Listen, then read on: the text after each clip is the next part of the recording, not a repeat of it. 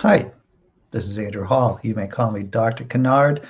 This is the Disappointed Cat Morning Show. I was just making a quick list of societal institutions that are inadequately regulated here in the United States of America.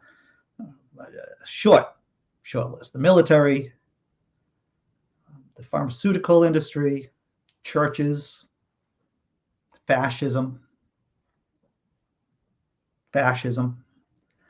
It's such a problem, I decided to list it twice. But if anything, we all understand that one of the largest societal institutions that isn't properly regulated is the police. Today's story, everyone, gonna check this out. This poor man, Brady Mystic, a deaf person from Colorado, is suing the city of Idaho Springs. Look, the first two stories we're covering today, they're going to be kind of rough.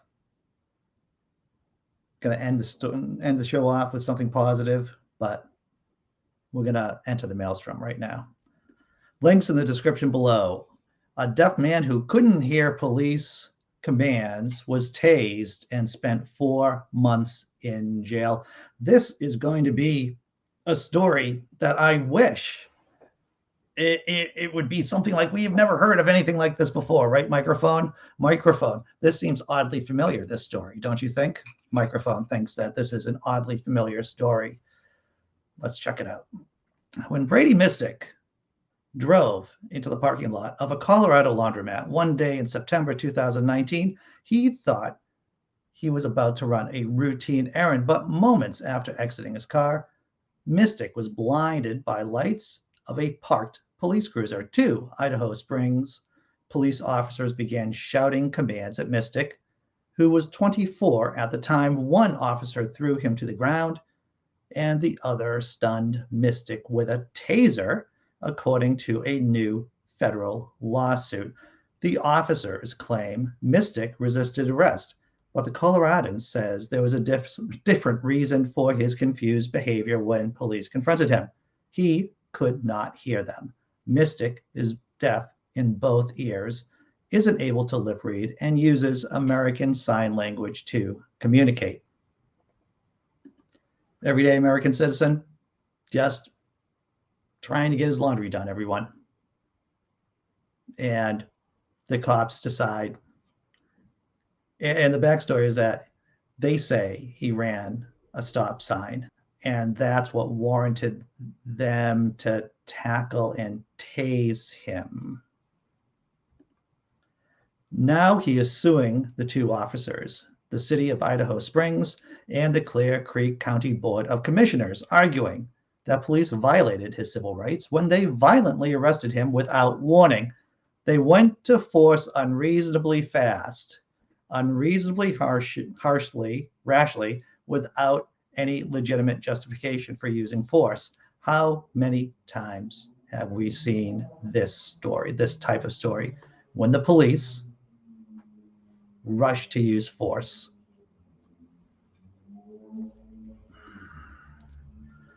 Which is particularly problematic for a person who has a disability like Mr. Mystic was.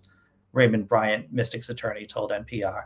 Mystic spent more than 4 months in jail, only to have the charges against him dropped eventually, the suit says. In a statement, the Idaho Springs Police Department said the two officers didn't know Mystic was deaf during the initial encounter and maintained that Mystic resisted arrest, causing one of the officers to break his leg. You see what happened, and I once again have to explain how policing should be done, right? Having interacted with violent people in the past, due to my job with people who have disabilities. There are some people who are violent. Mr. Mystic was not violent. Why did the police officers just jump to violence when he wasn't responding to them? I think we know the answer. The answer is because police aren't held culpable in this country. Police charge Mystic with assault on a first responder obstructing a police officer and resisting arrest. Get this, everyone. This is crazy. If everything else wasn't crazy about this, he was also charged with possession of forged currency, the suit says, because police found movie prop money in his wallet. The charges were later dropped, according to the lawsuit. Police said the district attorney's office for the 5th Judicial District let Mystic participate in a diversion program in lieu of facing formal charges. How kind of them. Hanning. And so this is the officer that initiated the assault. This is the officer that initiated the assault. And this is what happened to him, or what he is all about. Hanning was later charged with third-degree assault and fired from the police force in a separate case in which he allegedly used his taser on a 75-year-old man, according to the Associated Press. Summers, who used a taser on Mystic, according to the lawsuit, is still an officer with Idaho Springs Police. They didn't even offer him a translator while he was in prison. There wasn't a translator at the scene when emergency services were called, like medical services were called. No one requested for an American Sign Language, an ASL translator. This man was violently assaulted by the police. And I want to tell you something else. If you look at this story, if you click the link, the initial assault on him was reviewed by the police chief. And the police chief said, there's nothing wrong with this. Good job, cops. It's crazy.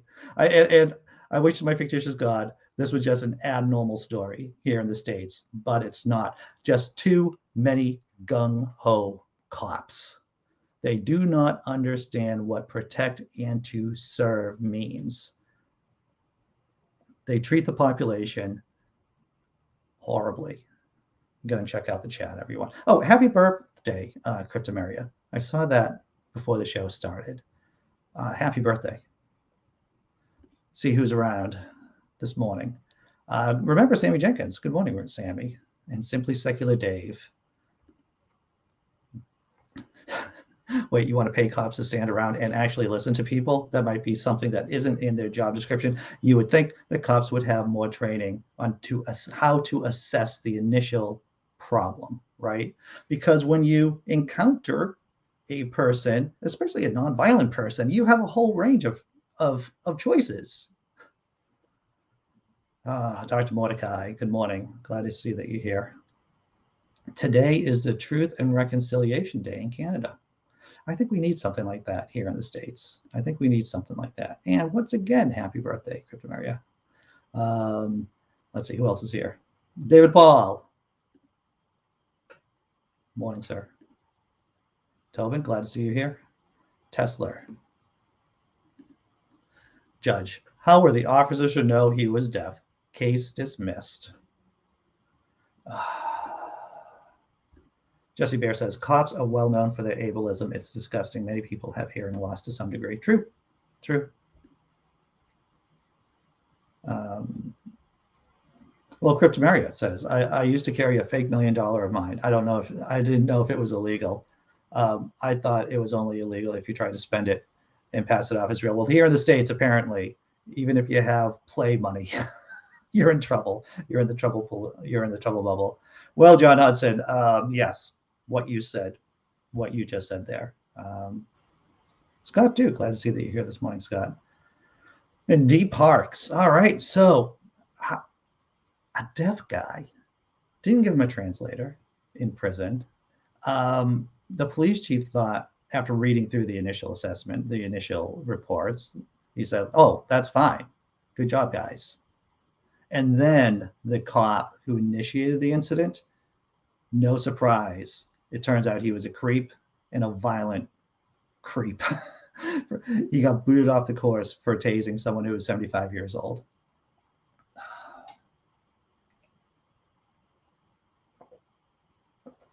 Now, at least, I know, I'm surprised that none of you had said this, but I'm going to say the obvious thing. At least Mr. Mystic was not black. Because who knows what they would have done to him if he was, right? Who knows what they would have done to him? All right. Look, everyone. The next story, it's difficult. I didn't put in the video. I didn't put in the screenshots of the images because it's an intense story. Well, like I said, I promise the last story we're going to do is a little bit more positive. But he ran over Black Lives Matter protesters, but apparently that's not a crime. All right, everyone, guess which state this story is from? I'm going to give you a couple of seconds. I mean, some of you may have already clicked on the link. I don't know, and have at least perused the story. And it's a good length story. But 5 points to anyone who guesses the state. And no cheating. No cheating. All right, so Puerto Rico? Oh no, simply Secular Dave. That's not a state. Don't get me going about the Democrats in Puerto Rico right now. Don't get me going. I can get going pretty easily. All right, so the state, let's go into the story. Benjamin Leifer, who last September drove his SUV through a tiny assemblage of Black Lives Matter protesters in Johnson City, Tennessee. Yes, Tennessee is where this lovely story is from. And then sped away, leaving behind a man with a concussion, brain bleed, and 2 broken legs, will face no charges. So this could just be, I could have just titled this episode just American Justice at Work. Man with a disability gets beaten down by cops. Deaf man gets beaten down by cops.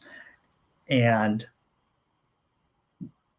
a man who drives over Black Lives Matter protesters intentionally gets no jail time. That's American justice right there. On Monday, a Tennessee grand jury returned a no true bill, a declaration by jurors that there wasn't even enough evidence to indict the 27-year-old, even after a judge had reduced the charges against him from aggravated assault, a Class C felony, to reckless aggravated assault, a Class D felony. Among the materials that apparently left the grand jurors unmoved was cell phone video documented Leifer rolling over the protester with his truck, narrowly missing the protester's dog, and almost striking a second person who jumped out of the car's unswerving path because it accelerated away from the scene. By the time of the arrest, Leifer's earlier social media posts joking, I'm going to say that one more time, joking about running over protesters had already been scrubbed from the internet, preserved only in screen grabs captured by the local progressives news site. So I don't know. I'm just gonna keep reading. Victoria Hewlett, who was sitting in a parked car with her husband at an intersection just yards from the scene, told the Daily Beast that protesters were crossing the road in a pattern consistent with the walk signal. Once again, they were just walking across the street with the lights properly. She says that Leifer pulled up behind her car, then swerved around her vehicle pretty aggressively before rounding the corner and driving directly into where the protesters were in the crosswalk.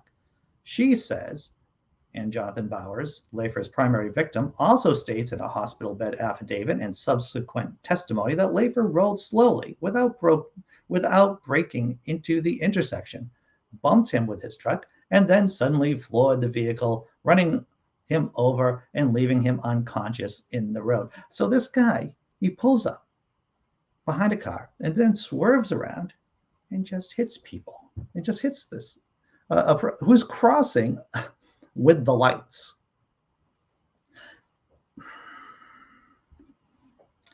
The Armed Conflict Location and Event Data Project identified 69 malicious ramming attacks against protesters between May 28th and September 15th of 2020. Another group of terrorism researchers from the University of Chicago's Project on Security and Threats found that between May 27th and September 5th of 2020, people drove vehicles into protesters 104 times. At least 43 of those cases involved drivers with obvious malicious intent, demonstrated by the yelling of racial epithets or other aggressive acts. Of the 104 drivers, just 39 faced any criminal charges.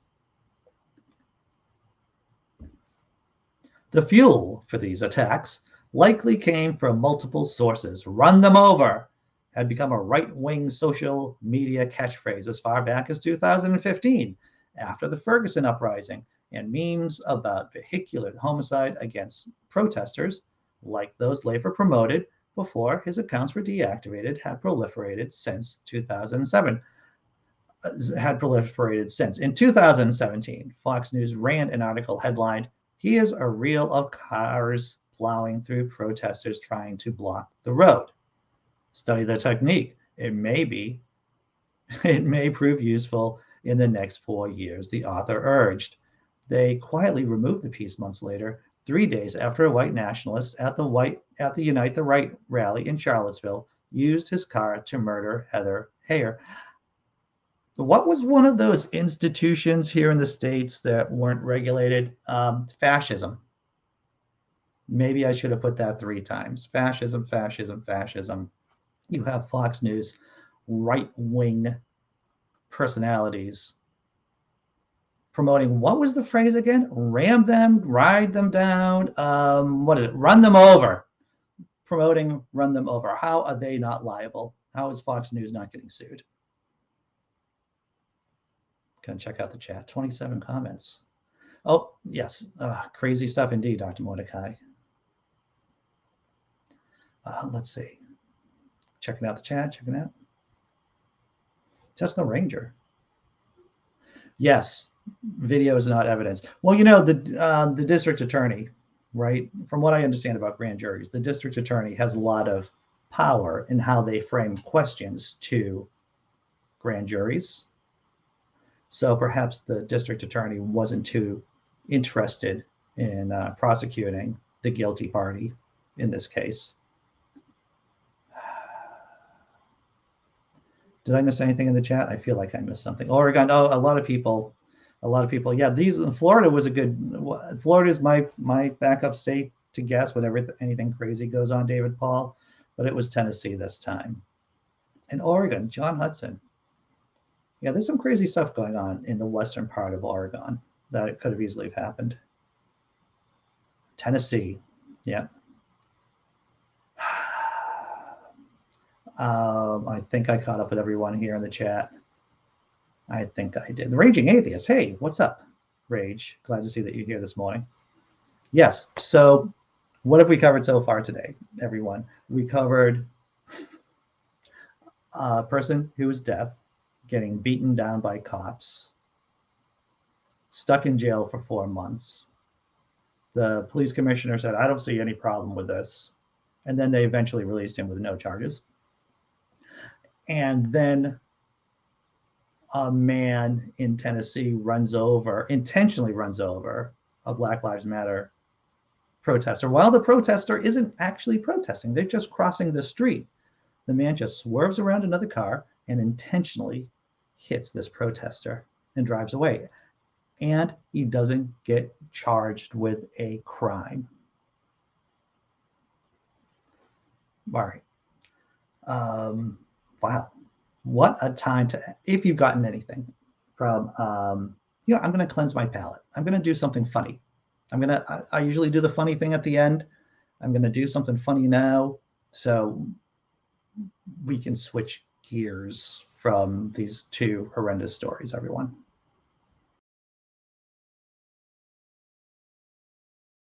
Is that it's ice? Shit, it's ice day. I can't believe we're getting ice. Ice. Yeah, this one's mine. You never really know what you can find in here. Oh my! Look at this thing. It's just like an endless pool of ice. It's just so damn good. Hang on. I think I got one. Well, Otter's can't put a smile on your face. I don't know what can't. I myself, big fan of otters. Big fan of otters.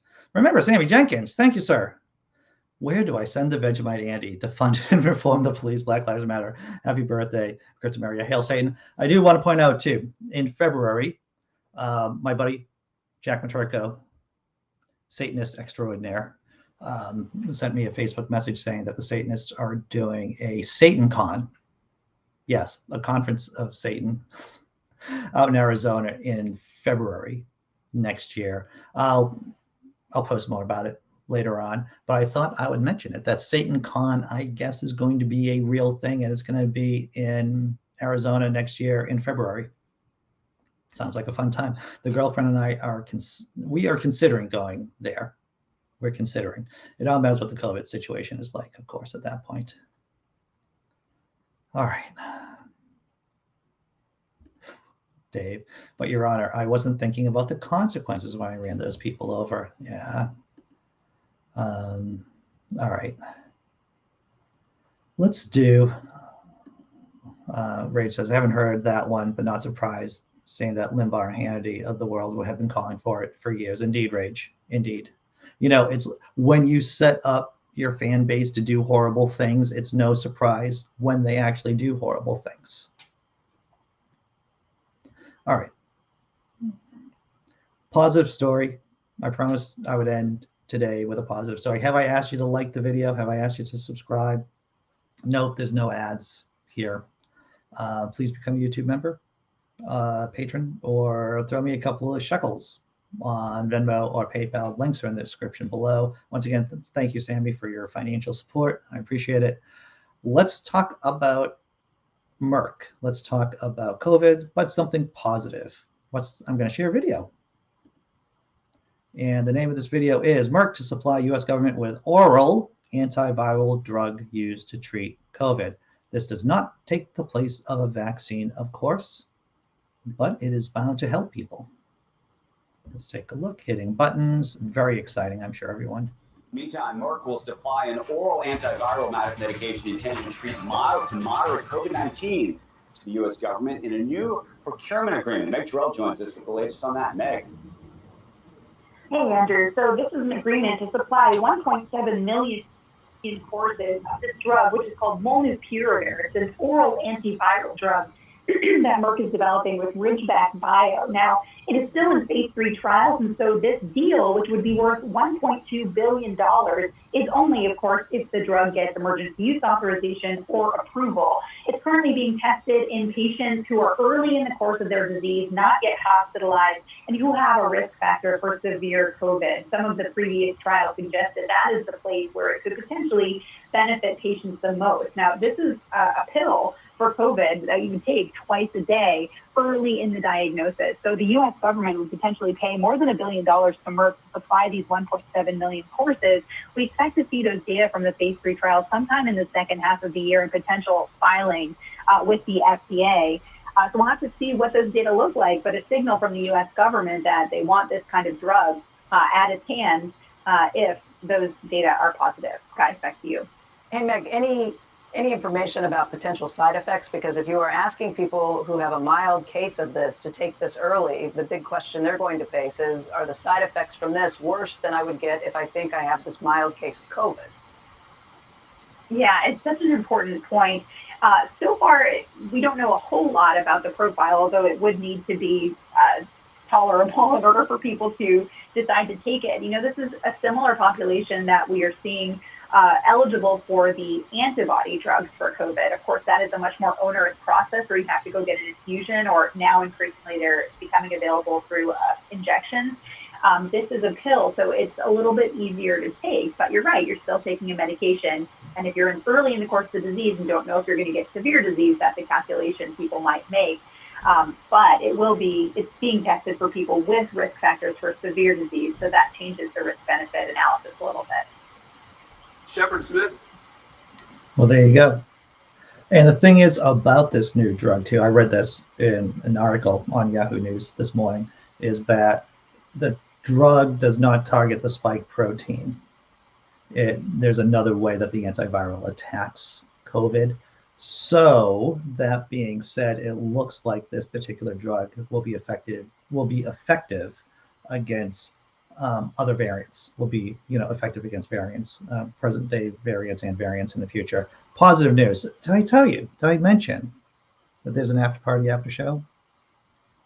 Link to be on the panel is in the description. We start this at 9:30 a.m. I'm going to sign off. It's been, wow, 25 minutes already, everyone. The time just gets crazy. It just goes. It just flies. I'm going to drop the thank you video for patrons and YouTube members. Take care, everyone. I'll see you at 9:30.